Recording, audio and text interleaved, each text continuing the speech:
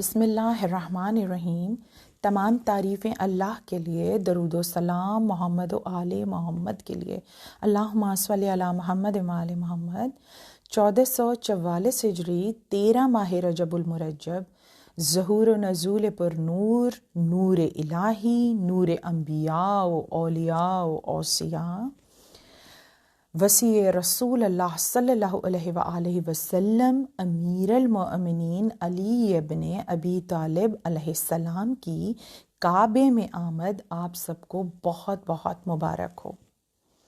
مودت معصومین علیہ السلام کے تحت جو خوشیاں ہمیں منانا نصیب ہوتی ہیں وہ تمام خوشیاں عرشی ہوتی ہیں۔ بس یہ فیصلہ کرنا مشکل ہوتا ہے کہ لامکان والا جشن منائیں یا مکان والا جشن منائیں، کیونکہ جشن اس ہستی کا ہے جو نور الہی ہے۔ اول ما خلق اللہ نوری کی سند لیے ہوئے ہے، اور رسول اللہ نے اس نور کے لیے فرمایا کہ انا و علی من نور واحد۔ یہ وہ نور الہی ہے جو عرش کی بلندیوں پر 12 انوار کی صورت میں جگمگا رہا تھا، نور افشانی کر رہا تھا، ازل سے ہے اور ابد تک اس نور کا سفر جو ہے وہ جاری و ساری ہے۔ اس نور کے لیے رسول اللہ صلی اللہ علیہ وآلہ وسلم نے ارشاد فرمایا، یا علی انت زینت رحمان، یا علی تو رحمان کی زینت ہے۔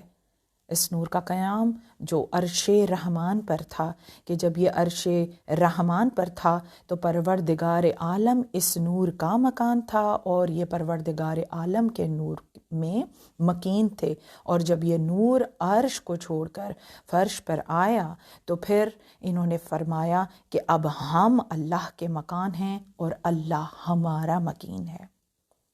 جو علی مرتضیٰ اس بے خودی کا نام ہے کہ اگر کوئی اس بے خودی میں داخل ہو جائے تو اس کو وہ خودی حاصل ہو جاتی ہے کہ وہ پروردگار عالم کی معرفت کو پا لیتا ہے۔ اگر علی ابن ابی طالب علیہ السلام کا صفات الہی کا مظہر بن کر کعبے میں نزول نہ ہوتا تو پروردگار عالم خلق کے لیے ناشناختہ ہوتا۔ کوئی نہ پہچان سکتا کہ پروردگار عالم کی قوت کیسی ہے، وہ کیسا رحمان ہے، وہ کیسا رحیم ہے۔ مولائے کائنات پروردگار عالم کی صفات کا مظہر بن کر کعبے میں نازل ہوئے، اور یہ وہ نزول ہے کہ جو نفس رسول بھی ہے اور نفس اللہ بھی ہے۔ یہ پروردگار عالم کا سایہ ہے۔ علی مرتضیٰ سر الہی ہیں، اور سایہ وہ ہوتا ہے کہ جو صاحب کے عمل کا صاحب چلے تو سایہ چلے، صاحب بیٹھ جائے تو سایہ بیٹھ جائے۔ علی مرتضیٰ پروردگار عالم کا سایہ ہیں، اور وجہ اللہ، عین اللہ، لسان اللہ، اذن اللہ، ید اللہ بن کر نام علی کو لیے ہوئے ہیں۔ مولائے کائنات کے لیے رسول اللہ نے ارشاد فرمایا کہ یا علی لحموں کا لحمی، دموں کا دمی، نوروں کا نوری، جسموں کا جسمی، جو نفس اللہ بھی ہے اور نفس رسول بھی ہے، جس کی اپنی کوئی مرضی نہیں ہے، بس جو مرضی الہی ہے، جو مرضی رسول ہے، وہی علی مرتضیٰ کی مرضی ہے۔ عالم نور سے اس عالم ظہور میں مولائے کائنات کی آمد یہ وہ نور ہے کہ جب پروردگار عالم نے اپنے محبوب کو عرش پر بلایا اور عرش کی سیر کروائی تو وہاں پر پردے کے پیچھے سے پروردگار عالم نے لہجائے علی میں اپنے محبوب سے کلام کیا اور ملاقات کا شرف بخشا۔ سحر ہوئی شب معراج کی تو لوگوں نے جمال پاک رخ سید البشر دیکھا، کہا رسول سے ہم سے بھی کیجئے ارشاد جو کچھ حضور نے یا شاہ عرش پر دیکھا۔ گوہر فشاں ہوئے لعلِ لب رسول کریم کہ سب سے مرتبہ حیدر کا زیادہ تر دیکھا۔ ولی ولی کی صدا تھی جہاں جہاں پہنچے، علی علی نظر آئے جدھر جدھر دیکھا۔ اور ایک روز محمد ہوا مہمان جلی کا، خالق سے ہوئی بات یہ کہنا تھا نبی کا، پردے میں خدا تھا کہ نہیں تھا انہیں معلوم۔ سرور کا یہ کہنا ہے کہ لہجہ تھا علی کا۔ پروردگار عالم لہجائے علی میں اپنے محبوب سے کلام کرتا ہے۔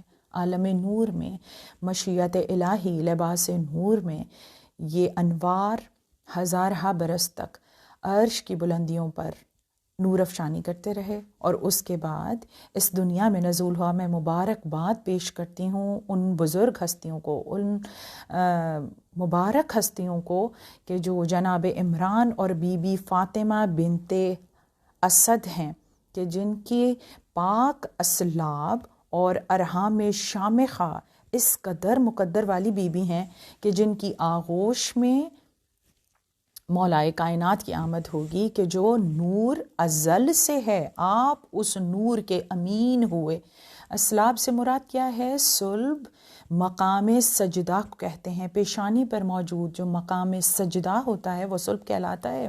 اور ارحام شامخہ یہ وہ مقام ہوتا ہے کہ جیسے ایک پہاڑ کی چوٹی جس پر قیام کرنا بہت مشکل ہو، جس تک رسائی ناممکن ہو، اور معصومین علیہ السلام نے فرمایا ہماری ارحام شامخہ ہمارے لیے مثل مسجد مقامات ہوتے ہیں، جس میں ہم پروردگار عالم کی تسبیح و تقدیس کرتے ہیں۔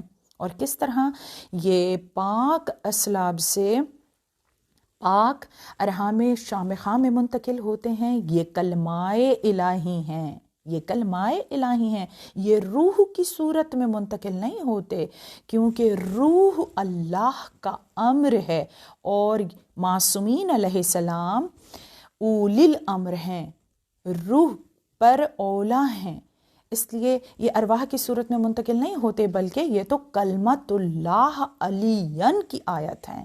کلام پاک میں سورہ توبہ میں پروردگار عالم نے 40ویں آیت میں ارشاد فرمایا بسم اللہ الرحمن الرحیم، کلمت اللہ علیین، کلمہ اللہ علی ہے۔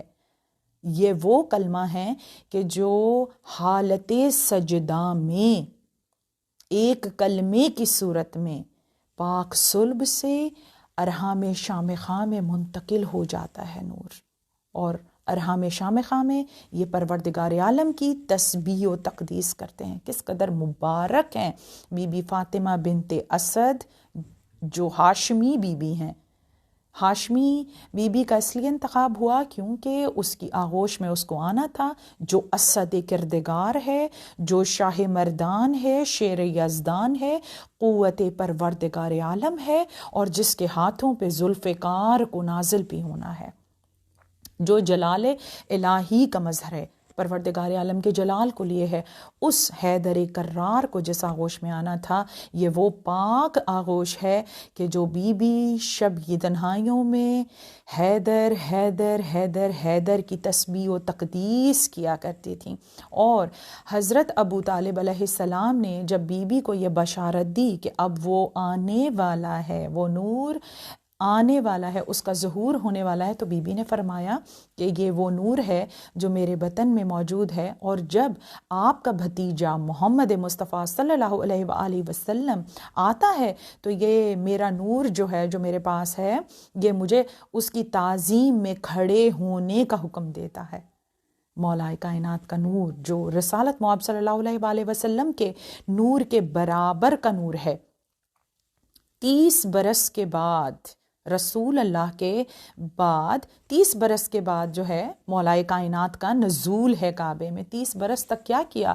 رسالت مآب کو پروردگار عالم نے غار حرا میں بلا کر، غار ثور میں حجت دوراں کی، مولا کائنات کی معرفت کروائی، آئمہ علیہ السلام کی جو پروردگار عالم کی آیت العظمیٰ ہیں، جو زمانے پر حجت ہیں، جو ازل سے ہیں اور ابد تک ہیں، جو مالک یوم الدین ہیں، جو حاذا صراط علی مستقیم ہیں، حاذا صراط علیہ مستقیم کی سند لیے ہیں۔ کلام پاک میں سورہ ہجر کی آیت میں بھی پروردگار عالم نے جب بھی صراط مستقیم کا ذکر کیا تو صراط مستقیم سے مراد علی مرتضیٰ علیہ السلام کی ہستی ہے، جس کو آنا تھا، اسی کی معرفت کروائی گئی رسول اللہ صلی اللہ علیہ وآلہ وسلم کو، اور پھر وہ شب آئی۔ جو 13ویں ماہ رجب کی شب تھی کہ ماہ کامل قمر کی صورت میں کعبے کی عین بلندی پر روشن تھا، اور وہ اس مقام پر تھا کہ کعبے کی عین سیدھ میں اگر چاند کامل صورت میں چمکے گا تو اس کی روشنی جس پر پڑے گی، اس کا نور جس پر پڑے گا، تو اس کا سایہ جو ہے وہ چاروں سمتوں میں بنے گا۔ تو پھر دیکھا کہ قصر ابو طالب سے ایک چادر پوش نقاب پوش بی بی جو ہے وہ برآمد ہوئی، اور قصر ابو طالب سے چلتی ہوئی کعبے کی جانب رکن یمانی کی طرف سے کعبے کے قریب آ کر کھڑی ہوئی، اور انہوں نے فرمایا، دعا کی کہ اے بار الہ، اس گھر کی دیواروں کو بلند کرنے والے کے دین پر میں ایمان لائی، اور تو اسی کے وسیلے سے اس کی آمد کو کہ جو میرے بطن میں ہے اس کو میرے لیے آسان کر دے۔ اور پھر دیوار کعبہ جو ہے وہ شق ہو گئی، اور بی بی بغیر کسی گھبراہٹ کے کعبے میں داخل ہو گئی اسی شق دیوار سے، اور جیسے ہی بی بی کعبے میں داخل ہوئیں تو دیوار کعبہ جو ہے وہ واپس جڑ گئی۔ اب اس واقعے کے گواہ وہ 40 عرب کے قبائل ہوئے کہ جب ماہ کامل ہوتا تھا، جب چاند کامل ہوتا تھا آسمان پر، تو عرب کے قبائل میں یہ دستور تھا کہ وہ کعبے کے چاروں جانب مسند بچھا کر بیٹھ جاتے تھے اور تمام شب وہیں گزارتے تھے۔ تمام قبائل جو ہیں وہ اس بات کے گواہ ہوئے کہ کعبے کی دیوار شق بھی ہوئی، اور قصر ابو طالب سے آنے والی بی بی جو ہے وہ کعبے میں داخل بھی ہو گئی، اور یہ 13ویں ماہ رجب کی تھی کہ شب کو بی بی جو ہیں وہ خانہ کعبہ میں داخل ہوئیں، اور 16ویں ماہ رجب تھی کہ جب رسول اللہ صلی اللہ علیہ وآلہ وسلم قصر ابو طالب سے ایک مسکراہٹ کو لیے ہوئے 30 برس کا محمد مصطفیٰ صلی اللہ علیہ وآلہ وسلم لبوں پہ مسکراہٹ کو لیے ہوئے کعبے کی جانب بڑھا اور دروازے سے کعبے میں داخل ہوئے۔ اب جب کعبے میں داخل ہوئے تو اس کو اپنے ہاتھوں پہ لیا، اس کو اپنی آغوش میں لیا کہ جیسے ہی نصف نور ملا، نصف نور سے اپنے کو کردگار نے دیکھا، غرور سے برابر کا نور جو ہے وہ آغوش رسالت میں آیا۔ مولا کائنات نے اپنی آنکھوں کو بھی کھولا اور لبوں پر مسکراہٹ بھی تھی۔ رسول اللہ صلی اللہ علیہ وآلہ وسلم نے گویا اس کو اپنے ہاتھوں پر اٹھایا تھا جو رسول اللہ کی رسالت پر گواہ بھی تھا، وصی رسول، جانشین اور وزیر بھی ہے۔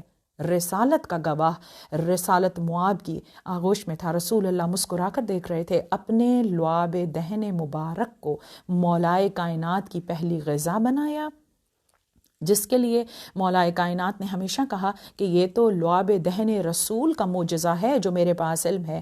اب مدینۃ العلم نے باب مدینۃ العلم سے سوال کیا کہ علی کچھ سناؤ۔ آپ نے اپنے ہاتھوں پر لے کر اپنے وسیع جانشین قرآن ناطق سے کہا، علی کچھ سناؤ۔ مولا کائنات نے آغوش رسالت میں فرمایا، توریت سناؤں، زبور سناؤں، انجیل سناؤں یا قرآن سناؤں؟ قرآن علی کے ساتھ ہے، علی قرآن کے ساتھ ہے۔ رسول اللہ کے ہاتھوں کا معجزہ تھا، لعاب دہن رسول کا معجزہ تھا کہ علی ابن ابی طالب نے فصاحت اور بلاغت کے ساتھ کلام پاک کے سورہ مومنون کی تلاوت کی، کیونکہ آنے والا وہ ہے جو امیر المؤمنین ہے، مومنین کا امیر ہے۔ ان فضائل کو تو بس وہی قلوب جذب کر سکتے ہیں اور برداشت کر سکتے ہیں جو نبی مرسل ہوں یا ملک مقرب ہوں، یا پھر وہ قلوب جو پروردگار عالم کی طرف سے امتحان لیے ہوئے ہوں۔ ہر ایک کے بس کی بات نہیں ہے فضائل مولائے کائنات کو سننا اور جذب کرنا۔ ہم کتنے مقدر والے ہیں کہ یہ عظیم مبارکباد جو ہے وہ محمد و آل محمد کو ہم پیش کر رہے ہیں۔ علی امیر المؤمنین ہیں، اور مومن کے لیے امام جعفر صادق علیہ الصلوۃ والسلام نے ارشاد فرمایا کہ جب پروردگار عالم کو کسی مومن کو تخلیق کرنا ہوتا ہے تو وہ جنت میں ایک درخت ہے جس کا نام طوبہ ہے، اس کی ٹہنیوں پر پتے بھی ہیں اور کچھ پرندے ہیں جو بیٹھ کر جنت میں علی علی کی صداؤں کو بلند کرتے ہیں، اور جب پروردگار عالم کو کسی شیعہ محب مومن کی خلقت مقصود ہوتی ہے تو وہ ان پرندوں کو حکم دیتا ہے، وہ اپنی چونچ کو درخت کی ٹہنی پر مارتے ہیں تو اس سے جو تازہ رس برآمد ہوتا ہے اس کو اب برے رحمت کے ساتھ پروردگار عالم برساتا ہے، اور وہ رس زمین میں خوراک کی صورت یا پانی کی صورت ایک مومنہ کے پاس استقرار ہوتا ہے۔ وہ قطرہ آب جو ہے جنت کا رس طوبہ کا شاخ کا، وہ اس مومنہ کے پاس استقرار ہوتا ہے اور اس سے ایک مومن خلق ہوتا ہے، تخلیق پاتا ہے۔ وہ پروردگار عالم جو ایک قطرہ آب سے صفت مصوریت کے تحت ایک صورت بنانے والا ہے، مومن کی خلقت کے لیے یہ اہتمام ہے کہ طوبہ کے رس سے وہ مومن کو خلق کرتا ہے۔ مفضل کانپنے لگا، حیران ہو گیا، اس نے کہا مولا وہ مومن شیعہ کہاں ہیں؟ تو امام جعفر صادق علیہ السلام نے فرمایا تو وہ مومن ہے، وہ قطرہ جنت سے بنا ہوا مومن تو ہے۔ تو وہ کانپنے لگا، ڈر گیا مولا کا صحابی۔ اس نے کہا میں شیعہ نہیں ہوں، علی کا شیعہ تو ابراہیم علیہ السلام ہیں۔ تو مولا امام جعفر صادق علیہ السلام مسکرائے اور آپ نے فرمایا کہ ہمارے مومن شیعہ اور محب ہمارے نور کی شعاع سے ہیں، ہماری طینت سے ہیں۔ جب ہمارا نور چمکتا ہے تو ہمارے شیعہ جو ہیں وہ خلق ہوتے ہیں، اور اسی لیے ہماری خوشی میں ہمارے شیعہ خوش اور ہمارے غم میں ہمارے شیعوں کے دل مغموم ہو جاتے ہیں۔ تو یہ مومن کی خلقت ہے، اور علی امیر المؤمنین ہیں۔ آغوش رسالت میں رسول اللہ کعبے سے اپنے وسیع، اپنے جانشین رسالت پہ گواہ کو لے کر 16 ماہ رجب تھی کہ جب کعبے سے باہر برآمد ہوئے، آپ کی نگاہیں مسلسل مولا کائنات کے چہرے پر تھیں۔ آپ کے پیچھے پیچھے بی بی فاطمہ بنت اسد قدم بڑھاتی ہوئی کعبے سے باہر برآمد ہوئیں، اور ان کے پیچھے سرکار جناب عمران حضرت ابو طالب علیہ السلام تھے، جنہوں نے سونے کی ایک تختی پر نام علی کندہ کروا کر کعبے کی دیوار پر آویزاں کر دیا تھا۔ رسالت معاب مسکرا مسکرا کر مولا کائنات کے چہرے کو دیکھتے جاتے تھے، اور ارد گرد جتنے بھی قبیلوں کے لوگ موجود تھے جو یہ پوچھ رہے تھے کہ مولود کی صورت کیسی ہے، تو رسول اللہ مسکرا کر فرماتے یہ وجہ اللہ ہیں، ان کی آنکھیں عین اللہ ہیں، یہ اذن اللہ ہیں، یہ لسان اللہ ہیں، یہ ید اللہ ہیں، یہ لحموں کا لحمی ہیں، یہ جسموں کا جسمی ہے، یہ روح کا روحی ہے، اس کا خون میرا خون ہے۔ رسول اللہ کے چہرے پر مکے والوں نے 30 برس میں پہلی بار مسکراہٹ کو دیکھا تھا۔ آپ مسکرا مسکرا کر چہرہ علی کو دیکھتے جا رہے تھے، اس کو دیکھ رہے تھے جس کا نام عبادت ہے، جس کی طرف دیکھنا عبادت ہے، جس کو سوچنا عبادت ہے۔ اب جب مولا کائنات گھر میں گئے تو ماں نے بیٹے کو گہوارے میں لٹایا، اس کو لٹایا جو کل ایمان ہے، جو اسد کردگار ہے، اور یہ جو تیور تھے مولا کائنات نے یہ گہوارے میں ہی دکھا دیے تھے۔ کہتے ہیں نا کہ بچے کا گہوارہ اس کا پتہ دیتا ہے۔ بی بی نے مولا کائنات کو کمات والی ڈوری، ایک ریشم کی ڈوری سے باندھ دیا جیسے عرب کا دستور تھا۔ تو مولا کائنات نے کو دیکھا کہ تھوڑی دیر بعد مولا کائنات نے وہ ڈوری جو ہے وہ توڑ دی تھی۔ تو بی بی نے فرمایا کہ آپ تو اسد ہیں، آپ تو شیر ہیں، کیا شیر کو بھی کبھی باندھا جاتا ہے؟ اور اس کے بعد وہ منظر بھی مکے والوں نے دیکھا کہ کس طرح کفر اگر علی کے قریب آیا سرما لگانے کی نیت سے، تو کس طرح کل ایمان نے کفر کو قریب نہیں آنے دیا، بلکہ ایک زوردار تھپڑ جو ہے وہ کفر کے منہ پر جڑ دیا۔ اور پھر وہ منظر بھی دیکھا ماں نے کہ جب مولا کائنات گہوارے میں تھے، یہ وہ اسد کردگار ہے، یہ وہ اسد کردگار ہے کہ جس نے گہوارے میں ہی کلہ اجدر کو برابر کے 2 حصوں میں تقسیم کر کے جب دور پھینکا، تو ماں نے کہا میں تو اسد کہہ رہی تھی، آپ تو حیدر ہیں، یعنی آپ وہ شیر ہیں کہ جو اپنے شکار کو برابر کے 2 حصوں میں تقسیم کرنے والا ہے۔ میں مبارکباد پیش کروں گی سرکار ابو طالب کو اور بی بی فاطمہ بنت اسد کو ان کے لال کی آمد پر، رسول اللہ صلی اللہ علیہ وآلہ وسلم کو ان کے جانشین کی آمد پر۔ اور مولا کائنات نے ہمیشہ اپنے فضائل میں یہ بیان کیا کہ کعبے کو یہ فضیلت ہے کہ میں علی ابن ابی طالب کعبے میں آیا۔ یہ فضیلت مولائے کائنات کی نہیں ہے کہ آپ کعبے میں آئے، نہیں، کعبے کو یہ فضیلت حاصل ہے کہ علی ابن ابی طالب کعبے میں آئے۔ میری طرف سے سب کو بہت بہت مبارکباد، ڈھیروں دعاؤں کے ساتھ، اور آخر میں اس شعر کے ساتھ کہ ڈھونڈنے اپنے لیے اور شرف جاتا ہے، اپنی توقیر کے مرکز کی طرف جاتا ہے۔ لوگ جب جاتے ہیں حج کے لیے کعبے کی طرف، کعبہ اس روز وضو کر کے نجف جاتا ہے۔ اور مرزا دبیر کا یہ شعر جو میری زندگی کا حاصل ہے کہ نجف کا ذرہ نہ دوں آفتاب کے بدلے، نہ لوں میں عرش درے بو تراب کے بدلے۔ علی سے عشق کرتے ہیں، تیرا احسان ہے مولا، ہمارے پاس بخشش کا یہی سامان ہے مولا۔ درے شاہ نجف کو چھوڑ دوں جنت کے بدلے میں، یہ سودا ہم نہیں کرتے، ہمیں نقصان ہے مولا۔